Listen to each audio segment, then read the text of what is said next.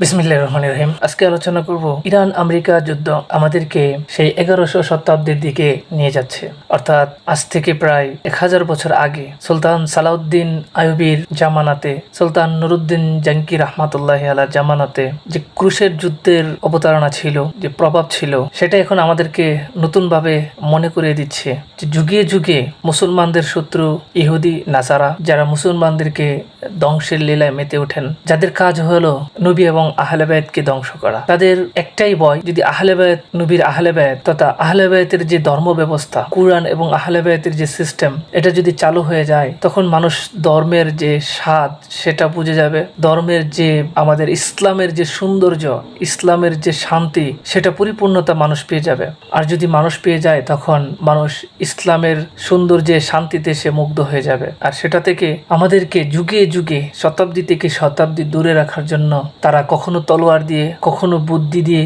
কখনো আলেম সাজিয়ে, মুখোশদানে আলেমের মাধ্যমে আমাদের মধ্যে বিভেদ এবং ফাটল তৈরি করেছে। সম্মানিত শুধু আমি প্রায় বলে থাকি, ধর্মের মধ্যে ফাটল এবং বিভক্তি আল্লাহ কখনোই বরদাস্ত করে না। আর ধর্মের মধ্যে ফাটল এবং বিভক্তি আমাদেরকে একেবারে শেষ এবং নিঃশেষ করে দিচ্ছে।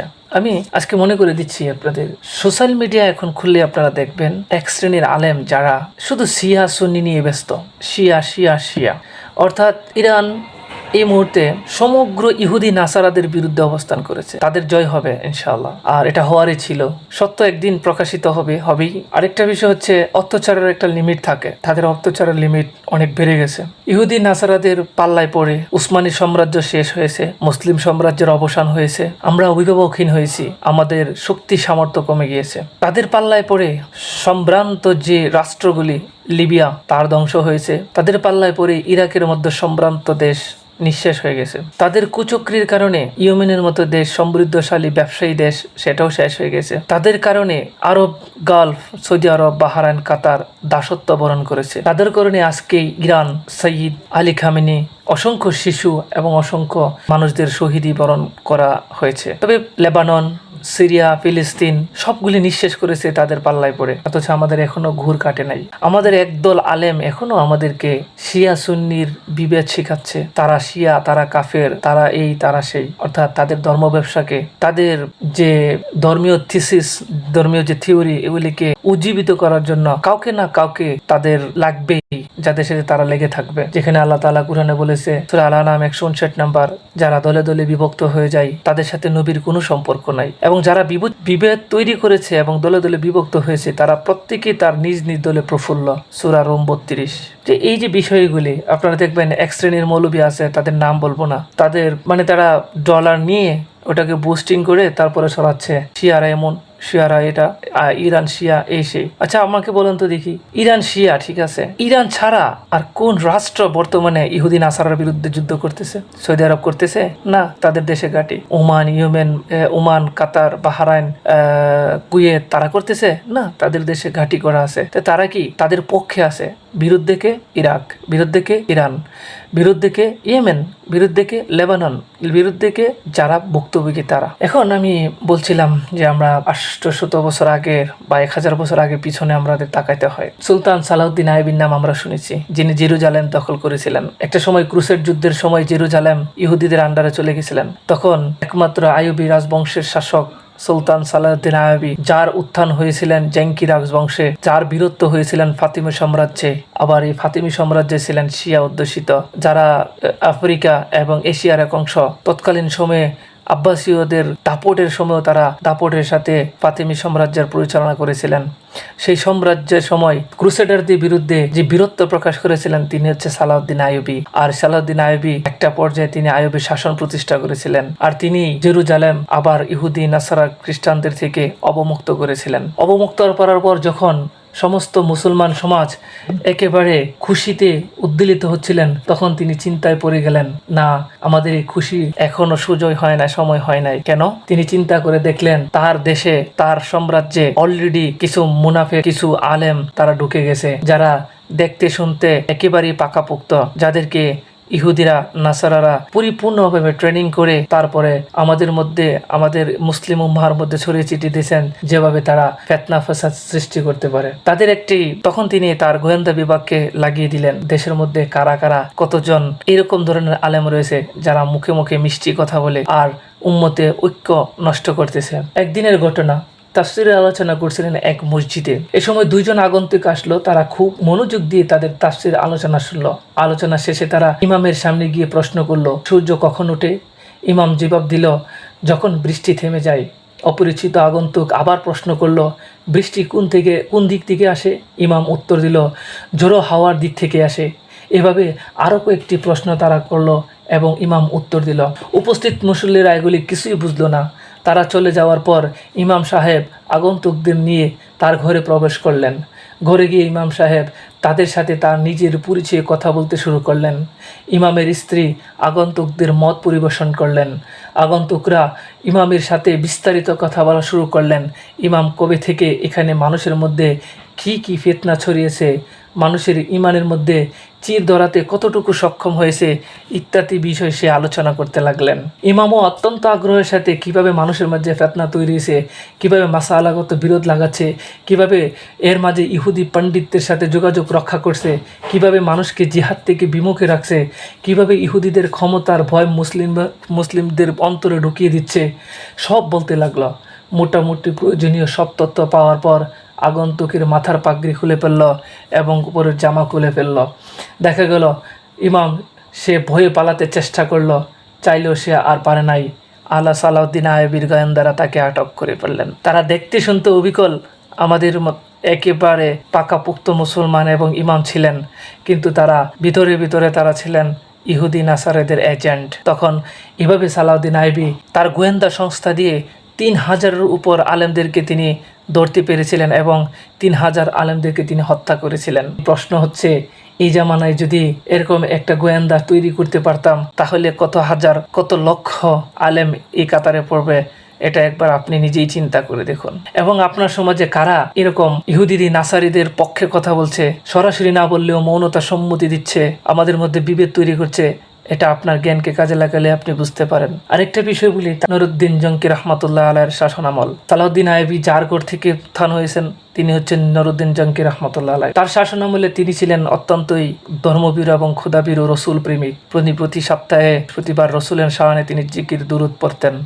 একদিন তিনি স্বপ্নে দেখেছেন, আপনারা হয়তো এটা জানেন, তারপরে আমি বলতেছি, হে নুরউদ্দিন, তুমি আমাকে উদ্ধার করো। সে ছিলেন স্বয়ং রসুল সাল্লাল্লাহু আলাইহি সাল্লাম। তিনি প্রথম ঘুম থেকে উঠলেন, তখন তিনি ভীত সন্ত্রস্ত হয়ে গেলেন। আমার মতো নরাধম পাপীর কাছে রসুলুল্লাহ কিভাবে আসতে পারেন, আর রসুলুল্লাহর কি হয়েছেন যে আমার কাছে তিনি সাহায্য চাইবেন? আস্তাগফিরুল্লাহ, আমি কি সে সাহায্যের উপযুক্ত? তিনি হচ্ছে সাইয়্যিদুল মুরসালিন। তখন তিনি ঘুমিয়ে পড়লেন 2 রাকাত নামাজ পড়ে। তখন আবার সেই স্বপ্নে দেখলেন, নুরউদ্দিন, তুমি আমাকে হেফাজত করো। একইভাবে দ্বিতীয়বার তিনি ঘুম থেকে উঠলেন, আবার 2 রাকাত নামাজ পড়লেন, আবার শুয়ে পড়লেন। তৃতীয়বার রসুলুল্লাহ 2 জন লোকের চেহারা দেখিয়ে বললেন, এই 2 জন লোক থেকে আমাকে হেফাজত করো। নুরউদ্দিন জঙ্কি সব কিছু রাষ্ট্রের কার্যক্ষমতা রেখে দিয়ে তিনি মদিনার দিকে অগ্রসর হলেন। তিনি বুঝতে পেরেছিলেন রসুলের রওজা মুবারক কিছু একটা হচ্ছে, যেখানে হয়তো বা রসুলুল্লাহ সাল্লাল্লাহু আলাইহি সাল্লাম নিরাপদ নয়।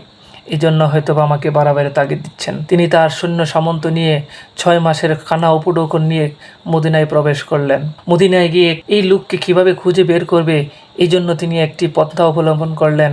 এই পন্থাটি ছিল একটি লঙ্গরখানা। তিনি লঙ্গরখানা তৈরি করলেন এবং আদেশ দিলেন, মদিনার সকল মানুষ যে যেখানে আছো তোমরা সবাই আমার এই গণভোজের আয়োজনে তোমরা অংশগ্রহণ করবে। দেখা গেল সবাই অংশগ্রহণ করলো, এই 2 জন লোক ব্যতীত। তখন তিনি আরেকবার আয়োজন করলেন। রসুলুল্লাহ সাল্লাল্লাহু আলাইহি সাল্লাম তাকে যে 2 জন লোকের ছবি দেখাচ্ছিলেন, তিনি এই ছবির লোকদেরকে তখনও পান নাই। তখন তিনি আবার গণভোজের আয়োজন করলেন। তখন তিনি জোর দিয়ে বললেন, একটি ছেলে মেয়ে এমনকি দরবেশ আলেম উলামা কেউ তোমরা বাকি থাকতে পারবে না, সবাই আমার গণভোজে অংশগ্রহণ করবে। তখন দেখা গেল আবার তেনার আয়োজন করলেন। ওই 2 আগন্তুকের দেখা তিনি আর পেলেন না। তখন তিনি বললেন, তোমরা সত্য করে বলো, তোমার মধ্যে কেউ কি বাকি রয়েছে কি যারা আমার গণভোজের দাওয়াত রক্ষা করেনি? তখন এক লোক বললেন, জি আমির, আমাদের মধ্যে 2 জন লোক বাকি রয়েছেন। তারা খুবই ফরহেজগার, তারা খুবই আল্লাহওয়ালা এবং তারা খুবই রসুলের প্রেমিক, তারা কারো দাওয়াতে আসেন না এবং তারা বরঞ্চ মানুষদেরকে তারা দাওয়াত খাওয়ায়। তখন তিনি তার চোখ কপলে উঠলেন, বললেন, এই দুইজন লোকের কাছে আমাকে নিয়ে যাও। তিনি তার সৈন্য সামন্ত সহকারে ওই দুজন লোকের ঘরে প্রবেশ করলেন। গিয়ে দেখলেন তারা জায়নামাজে বসা ইবাদতরত অবস্থায়। জিজ্ঞেস করা হলো, হুজুর আপনারা যান নাই কেন? আপনাদেরকে দাওয়াত করা হয়েছে, আপনারা কি খবর পান নাই? তারা বললেন, দেখুন জনাব, আমরা কারো দাওয়াতে যাই না, বরং আমরা আল্লাহর সন্তুষ্টির জন্য মানুষদেরকে খাওয়াই। অর্থাৎ তারা নিজেরাই মানুষদেরকে দান খয়রাত এবং ইবাদতের প্রতি মানুষদেরকে আসক্ত করার জন্য বিভিন্ন আচার অনুষ্ঠান এবং নিজেরাও ইবাদতে মশগুল থাকেন। নুরুদ্দিন জঙ্গি তাদের চেহারার দিকে ঘুমটা খুলতেই তাদের চেহারার দিকে চোখ পড়লেন, তার চোখ কপালে উঠে গেলেন। স্বপ্নে দেখা সেই দুইজনের চেহারার মধ্যে তাদের হুবহু মিল পাওয়া যাচ্ছে। নুরুদ্দিন জঙ্গি বললেন, তোমরা দাঁড়াও, তোমাদের বাড়ি কোথায় সত্যি করে বলো। দাঁড়াতেই তিনি বললেন, তোমরা উঠো, সরে যাও। দেখলেন জায়নামাজের নিচে একটি বড় গর্ত, যেখানে একটি সিন্দুকের মতো গর্তটি আস্তে আস্তে আস্তে আস্তে রসুলুল্লাহ রওজা মুবারকের দিকে চলে যাচ্ছে। তিনি প্রশ্ন করলেন, তোমাদের বাড়ি কোথায় আমাকে বলো, আর এই গর্ত তোমরা কেন করলা? আজকে তোমরা আমার থেকে কোনোভাবে রেহাই পাবে না, আজকে আমার হাতে তোমাদের মৃত্যু। তারা বললেন, আমাকে রেহাই করেন, আমাকে মাফ করে দেন। আমরা ইহুদিদের থেকে আমাদেরকে বিশেষভাবে ট্রেনিং করে আমাদের জীবনে আমাদেরকে যত পরিমাণ টাকা পয়সা অর্থ দরকার সবগুলি দেওয়ার শর্ত সাপেক্ষে আমাদেরকে এখানে পাঠানো হয়েছে এবং ইসলামের সমস্ত শিক্ষা আমাদেরকে দিয়ে ট্রেনিং দিয়ে আমাদের এখানে পাঠানো হচ্ছে, যাতে করে আমরা মানুষকে ভালোবাসা এবং ভালো ব্যবহার ইবাদতমুখী করে আমরা যেন দিনে দিনে মহানবীর লাশটিকে চুরি করতে পারি। আর যদি মহানবীর লাশটিকে আমরা ওইখানে দিতে পারি, তাহলে আমাদের জীবনের যত প্রাচুর্য রয়েছে সবগুলি আমরা পাবো। আমাদের জীবনে কখনো আর অনটন থাকবে না। আমাদেরকে ইসলামের সমস্ত শিক্ষা এবং নামাজ, রোজা, হজ, জাকাত, দাড়ি, জুব্বা, টুপি, ঢিলা কুলুপ সব শিক্ষা দিয়ে আমাদেরকে এখানে পাঠানো হয়েছে। হে সুলতান, আমি সত্য বলে দিয়েছি, আপনি আমাদেরকে মাফ করে দেন। সুলতান সালাউদ্দিনের হাতের তরবারিটা সাথে সাথে তাদের কল্লা থেকে মাথাটা আলাদা করে দিলেন। তখন আল্লাহর দরবারে সিজদা করে দিলেন, ইয়া আল্লাহ, রসুলুল্লাহর ওয়াদা আমি পূর্ণ করতে পেরেছি। তখন তিনি দেখলেন এই সুড়ঙ্গটা তারা করতে করতে প্রায় রসুলুল্লাহর রওজার নিকটে চলে গেলেন। তখন ওখানেই তিনি নিয়ত করলেন যে রসুলুল্লাহর রওজার চারিদিকে প্রাচীর দেওয়া হোক।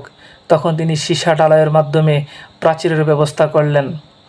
অর্থাৎ রসুলুল্লাহর রওজা মুবারক এখনও পর্যন্ত সীসা ঢালাইয়ের প্রাচীর দিয়ে ঘেরাও করা রয়েছে, যেটা আজ থেকে 1000 বছর আগে নুরুদ্দিন জঙ্গি রহমতুল্লাহ আলাই করেছিলেন।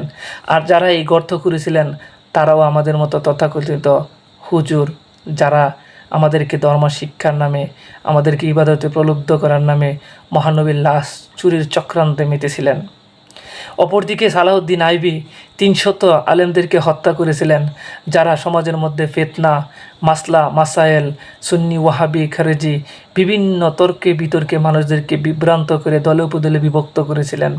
তিনি অনুধাবন করেছিলেন, এভাবে যদি বিভ্রান্ত এবং বিভক্তি তৈরি হয় তাহলে মুসলিম উম্মার শক্তি সামর্থ্য শেষ হয়ে যাবে। আর সেটাই হয়েছিল।